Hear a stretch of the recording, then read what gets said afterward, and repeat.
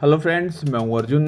आज इस वीडियो में बात करेंगे हम स्केचिंग के बारे में। स्केचिंग में मैं आपको बताऊंगा रैपिड स्केच करके, और जिसमें हम सीखेंगे कुछ इंपॉर्टेंट टिप्स। जैसे आप स्केच देख रहे हैं, इस तरीके से आप भी स्केच करते होंगे, लेकिन बहुत बारी हमारी स्केचिंग जो है काफ़ी इम्प्रूवमेंट में नहीं आती, या फिर उसमें काफ़ी ज़्यादा गड़बड़ हो जाती है। आपको इस तरीके से कुछ प्रपोर्शन सीखने होंगे, कुछ गाइडलाइन फॉलो करनी होगी। तो इन सारी चीज़ों को सीखने के लिए मैंने बनाए हैं 4 स्टेप। और चलिए शुरू करते हैं वीडियो। स्टेप 1 में हम सीखेंगे पेंसिल प्रैक्टिस के बारे में।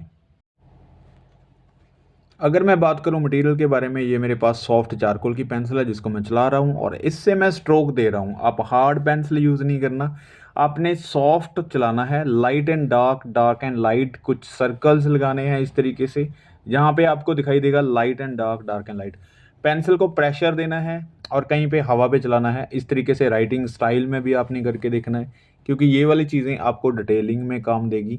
इस तरीके से जिगजैग बनाएंगे तो आपको लगेगा कि स्ट्रोक्स जो है कुछ हार्ड हो गए हैं, लेकिन ये वाले स्ट्रोक जो आप लगाएंगे इस तरीके से, तो ये आपकी पेंसिल सॉफ्ट तरीके से चलेगी, एजेस नहीं चलेगी, राइट। तो इसको हर एक डायरेक्शन में जब आप पेंसिल चलाएंगे तो ऐसे स्ट्रोक्स में फ्लो आ जाएगा, आपकी लाइनिंग बड़ी फ्लो में चलेगी। ऐसे ही आप हैचिंग एंड क्रॉस हैचिंग की प्रैक्टिस करेंगे इस तरीके से। कोई भी आप शेप ले सकते हैं, उसके अंदर आप ऐसे रेंडरिंग करेंगे तो ये आपकी पेंसिल का जो कंट्रोल है वो बताता है कि आप किस तरीके से पेंसिल को कंट्रोल कर रहे हैं। तो ऐसे और भी ज़्यादा शेप लेके इसको हैंडल करना है। तो ये वाली चीज़ें जब आप करेंगे तो आपके जो भी स्केचेस होंगे उसमें ब्यूटी आ जाएगी, आपके स्ट्रोक्स दिखने स्टार्ट हो जाएंगे। तो अब हम चलते हैं स्टेप 2 की तरफ, जिसमें हम सीखेंगे फिगर्स की फॉर्म बनाना। और सबसे पहले मैं आपको बता देता हूँ, जैसे आप पेंसिल प्रैक्टिस करके आए हैं तो आपके स्ट्रोक्स बहुत अच्छे होंगे।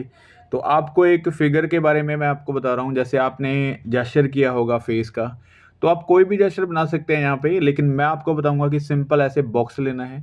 ऐसे बॉक्स के बाद इसकी हल्की सी फॉर्म लेनी है, जैसे हेयर लाइन होगी, उसके बाद ईयर, आइज़, नोज़, लिप्स, ये वाली चीज़ें आप एक बार मत बनाओ, क्योंकि फिगर्स अगर आप नहीं कर रहे हैं, बिल्कुल बिगनर हैं, तो इस तरीके से आप कर सकते हैं। टॉर्सो की जगह पे आप ऐसे बॉक्स ले सकते हैं, राइट। बॉक्स के बाद ये लोअर पार्ट में एक छोटा सा बॉक्स और जोड़ सकते हैं, जिसकी आप मूवमेंट समझाऊंगा मैं आपको किस तरीके से होती है। और उसके बाद ये थाई वाला पॉइंट, फिर उसके बाद ये घुटने से नीचे तक यहाँ पे पैर बना सकते हैं, राइट। तो ये एक फॉर्म बन चुकी है। उसके बाद अगर हम हैंड बनाते हैं तो शोल्डर से ट्राई करो कि एल्बो तक आए, ठीक है। और एल्बो तक एक बॉक्स बनता है जो कि नाभि के पॉइंट के लगभग सामने आ जाता है। तो उसके बाद हम नीचे वाला पॉइंट बनाते हैं हैंड का, तो यहाँ से थाई वाले पॉइंट के लगभग सेंटर में आ जाता है जब भी इसका हैंड हम सीधा करते हैं, राइट। तो ये 2-3 चीज़ें हैं जो आपको याद रखनी है, आप इस तरीके की फिगर बना के देखनी है, राइट। ये बहुत ही एक सिंपल फॉर्म है जिसको अगर हम बनाएंगे तो काफ़ी अच्छे तरीके से बन जाती है। उसके बाद आपने इसी की हेल्प से छोटे छोटे पोज और बनाने हैं इस तरीके से, जैसे हेड हो गया। उसके बाद ये टॉर्सो की जगह पे आप ऐसे बाहर की तरफ हैंड कर सकते हैं। ये अलग अलग पोजीशंस बनानी है, आपने छोटे छोटे स्केच करने हैं, ज़्यादा बड़े बनाने की ज़रूरत नहीं है। आप सिंपल ऐसे स्ट्रेट लाइन में बनाएंगे, क्योंकि कर्व लाइन में काफ़ी टाइम लगता है, आपके प्रोपोर्शन बिगड़ सकते हैं। तो प्रोपोर्शन को सही रखने का तरीका यही है कि आप छोटे छोटे एक बार स्केच बना के देखो इस तरीके से, तो आपको इनकी मूवमेंट का पता चल जाता है कि किस तरीके से ये मूव करते हैं। और ये देखो, एक सिंपल सा स्केच है, छोटा सा फॉर्म है और स्ट्रेट लाइन के अंदर है, आप कहीं पे भी कुछ भी डिटेल नहीं कर रहे हैं, राइट।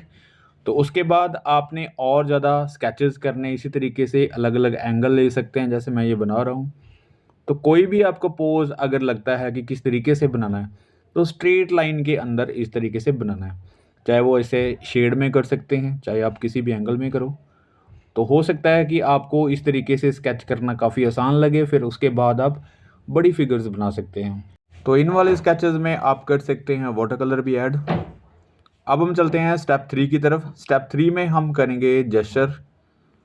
जेस्चर बनाते हुए आपको ध्यान रखना है कि जो लाइनिंग आपने प्रैक्टिस की है वही यूज़ करनी है। आपको ये वाली फॉर्म से आइडिया हो जाता है कि आपके हैंड्स, लेग्स कितनी बड़ी बन रही हैं, कितनी छोटी बन रही हैं। तो आप सिंपल ऐसे कर्व लाइन को यूज़ करके ऐसे जेस्चर बनाने हैं। इस तरीके से सिंगल लाइन करनी है, जो भी आपने लोगों को देखा होगा या फिर इमेजिन किया होगा वैसे ही स्टैंडिंग फिगर बनानी है। आप स्ट्रेट लाइन को छोड़ के यहाँ पे कर्व लाइन यूज़ करेंगे तो कुछ इस तरीके से रिजल्ट मिलेगा आपको। तो पोजीशन चाहे कोई भी आप सोच सकते हैं इमेजिनरी। और ये देखो एक नॉर्मल फिगर है, जैसे स्टैंडिंग पोज बना रहा हूँ मैं, इसका फेस दूसरी साइड है। तो इनके अंदर कोई भी हम शेड नहीं कर रहे, कोई भी शेप अच्छे से नहीं बना रहे, एक सिंपल ऐसे फॉर्म बनानी है। उसके बाद आप कोशिश करो कि 2 3 4 स्केच जितने भी आप बना सकते हैं ऐसे सिंगल लाइन बना दो, जैसे लेडीज़ को बनाना है और इस तरीके से टॉर्सो लिया है उसका। उसके बाद कोशिश करो कि ऐसे अगर बैठे हुए बनाना है तो घुटना आगे की तरफ हो गया, और ये वाला घुटना दूसरी की तरफ, और ये वाला हैंड अगर हम इस तरीके से बना रहे हैं, तो जैसे आपने पहले फॉर्म सीखी है तो उससे ये हेल्प हो जाती है कि आप कोई भी पोजीशन सोचोगे तो उसी फॉर्म को थोड़ा सा रियलिस्टिक में लेके आना है।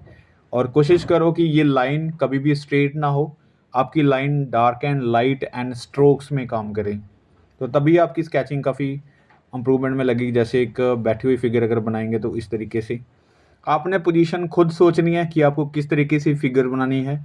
और जैसे मैंने आपको पहले बताया कि फॉर्म किस तरीके से बनती है, वही फॉर्म पहले बना लेनी है स्ट्रेट लाइन करके। उसके बाद आप धीरे धीरे कर्व करना है लाइन में, और कोशिश करनी है कि ये स्ट्रोक्स के अंदर हो, विदाउट किसी शेडिंग, विदाउट किसी डिटेलिंग, और बड़े आराम से आप इस तरीके से फिगर बना सकते हैं। जैसे भी आपकी पोजीशन होगी, जैसे भी आप कोशिश करेंगे, वैसे ही इम्प्रूवमेंट आती जाएगी। आप कितना काम कर रहे हैं, कितनी कोशिश कर रहे हैं इन चीज़ों को समझने की, उतना ही ज़्यादा अच्छा रिजल्ट मिलेगा। जब आप ऐसे स्केच करेंगे तो आपको ध्यान रखना है कि ये वाली चीज़ें जो मैं बना रहा हूँ, ये फॉर शॉर्टनिंग की मदद से बना रहा हूँ। जैसे हमने सिलेंड्रिकल शेप सीखा था बहुत सारी वीडियो में, तो ऐसे सिलेंड्रिकल शेप बनानी है, आपने देखना है कि फॉर शॉर्टनिंग में क्या आ रहा है। जैसे हैंड की, ये पैरों वाला जो आइडिया मैं दे रहा हूँ आपको स्ट्रेट लाइन का, ये आपने सिलेंड्रिकल शेप देख के फॉर शॉर्टनिंग या फिर किस तरीके से शेप बननी है, ये आपको इन चीज़ों की प्रैक्टिस करके पता चल सकता है, राइट। तो इनकी स्टडी करनी है। अब हम पहुँचते हैं स्टेप 4 की तरफ। स्टेप 4 में हम करेंगे रैपिड स्केच, जो कि एक रेफरेंस से मैं करके बता रहा हूँ।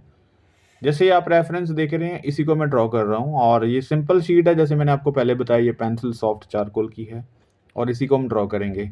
अब जो भी चीज़ें हमने सीखी हैं, ये 3 स्टेप जो आगे पहले सीखे हैं, तो इन स्टेप्स के अकॉर्डिंग हम ये वाली चीज़ें बना रहे हैं। जैसे हमने पहले पेंसिल स्ट्रोक सीखे हैं, पेंसिल स्ट्रोक से आपको पता चल रहा है कि आपने किस तरीके से पेंसिल चलानी है, किस डायरेक्शन में चलानी है, कैसे सॉफ्ट चलानी है, कैसे उसको डार्क करना है, राइट। तो जिस तरीके से आप बना रहे हैं स्केच को, उसमें आप ब्यूटी ला सकते हैं विदाउट किसी शेडिंग, विदाउट किसी डिटेलिंग, राइट, एक सिंपल स्ट्रोक्स देके। उसके बाद जैसे मैंने आपको फॉर्म बताया है, तो फॉर्म जैसे मैंने हल्का सा इसको स्क्वायर में लिया था, उसके बाद हम धीरे धीरे इसको करेक्टराइज कर रहे हैं। थोड़ा सा मैं इसका फेस ट्राई कर रहा हूँ कि वैसा लगे, राइट। और इस तरीके से सिंपल, बहुत ज़्यादा डिटेल नहीं कर रहा हूँ, बहुत ज़्यादा फास्ट वर्क कर रहा हूँ, लेकिन इसको सही तरीके से पहले मैनेज करना ज़रूरी है। सबसे पहले जो प्रोपोर्शंस मैंने बताए आपको, एक बॉक्स लेके बनाना है, तो इस तरीके से एक फेस बन जाता है। उसके बाद जो शेप बन रही है बॉडी की, वो भी टॉर्सो, लेग्स, वही चीज़ें हैं। स्ट्रेट लाइन के अंदर हम पूरी बॉडी का जो जेस्चर है उसको बना लेते हैं इस तरीके से। जैसे ये पैर यहाँ पे आएगा, उसके बाद दूसरा पैर है तो थोड़ा सा हमारी तरफ आएगा, ठीक है। यहाँ पे फोर शॉर्टनिंग है, और ये वाला जो पॉइंट है इसका हैंड का, और उसके बाद हम पूरी बॉडी को मैनेज कर सकते हैं स्ट्रेट लाइन के अंदर। उससे आपको पता चल जाएगा कि हमारी बॉडी जो है वो किस साइड पे बनी हुई है, किस तरीके से एंगल जा रहे हैं, और कैसे इसका प्रोपोर्शन बना हुआ है। तो ये वाली चीज़ें जो मैं कर रहा हूँ, स्ट्रेट लाइन लगा रहा हूँ, ये एक प्रोपोर्शन सेट करने के लिए है, और ऐसे एक फिगर मैनेज हो जाती है। उसके बाद आप कोशिश करो, जैसे स्ट्रेट लाइन के अंदर हमने स्केच को मैनेज किया है, उसके बाद जैसे भी आपको लाइनिंग दिख रही है, जहाँ पे कर्व है, कर्व लाइन यूज़ करनी है, और लाइट एंड डार्क पेंसिल को यूज़ करो। अगर आप कोशिश कर रहे हैं कि इसकी बहुत ज़्यादा डिटेल करनी है, तो ऐसे नहीं करना, आपको पहले इसको मैनेज करना है पूरी फिगर को। जैसे मैं हल्के हल्के स्ट्रोक लगा के प्रॉपर इस फिगर को कोशिश कर रहा हूँ कि जैसे है वैसा दिखना स्टार्ट हो जाए। फिगर जब प्रपोर्शन में सही आ जाती है, उसके बाद आप जितनी मर्जी उसमें डिटेलिंग कर सकते हैं, राइट।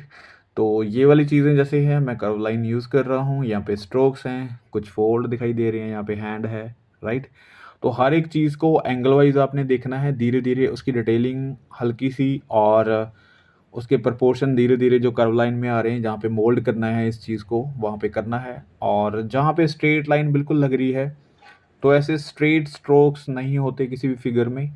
कोशिश करो कि इसको थोड़ा सा रियल फॉर्म में लेके आओ, थोड़ी सी लाइनिंग को सॉफ्ट यूज़ करो, ताकि आपके स्केच में और ज़्यादा ब्यूटी आ सके, राइट। तो हल्की सी शेड में दे रहा हूँ ताकि हल्का सा 3D इफेक्ट हम उसको दे सकें। आप रैपिड स्केच में या फिर रफ स्केच में ये मत रखो कि उसको बहुत ज़्यादा इनकम्प्लीट छोड़ना है। इस स्केच को कंप्लीट करके देखो। स्केच को कंप्लीट करने से आपको पता चल जाएगा कि आप कितनी हद तक काम कर सकते हैं। तो किसी भी स्केच को इनकम्प्लीट मत छोड़ो। और ये थे हमारी आज की वीडियो के कुछ स्टेप्स। मिलते हैं नेक्स्ट वीडियो में। Thank you so much for watching this video.